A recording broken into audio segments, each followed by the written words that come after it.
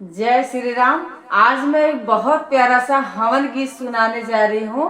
एक बार सुनिएगा जरूर, अच्छा लगे तो कमेंट करके जरूर बताइएगा।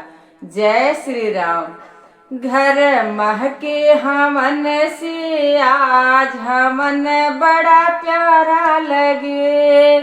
घर महके हवन से आज हवन बड़ा प्यारा लगे। प्यारा लगे सखी प्यारा लगे, घर महके हवन से आज हवन बड़ा प्यारा लगे। गैया के हम गोबरा मांगवली, गैया के हम गोबरा मांगवली, अंगना दिहली लिपवाई हवन बड़ा प्यारा लगी। अंगना दिहली लिपवाई हवन बड़ा प्यारा लगी। प्यारा लगी सखी प्यारा लगी, घर महकी हवन से आज हवन बड़ा प्यारा लगी। गौआ से हम नौआ बोलवली, नौआ बोलवली हो नौआ बोलवली, अंगना दिहली सजवाई हवन बड़ा प्यारा लगी। अंगना दिहली सजवाई हवन बड़ा प्यारा लगी। घर महकी हवन से आज हवन बड़ा प्यारा लगी।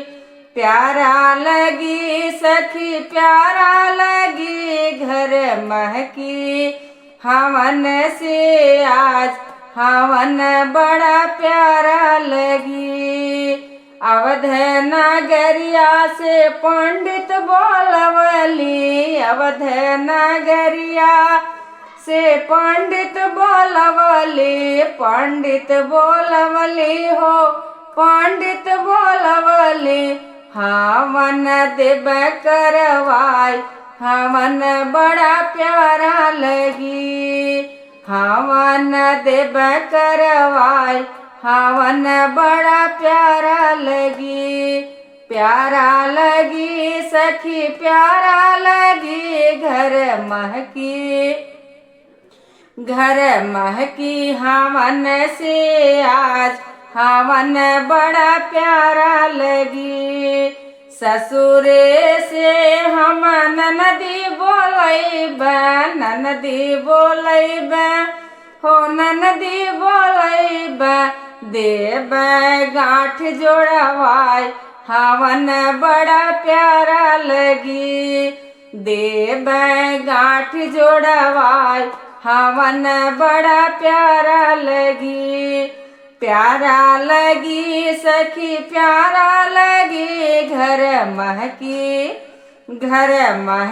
हवन से आज हवन बड़ा प्यारा लगी।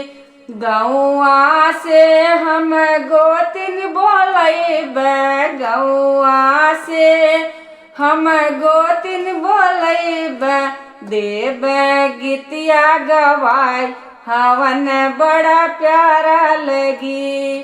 देव गीतिया गवाई हवन बड़ा प्यारा लगी। घर महकी हवन से आज हवन बड़ा प्यारा लगी। प्यारा लगी सखी प्यारा लगी, घर महकी हवन से आज हवन बड़ा प्यारा लगी। जय श्री राम।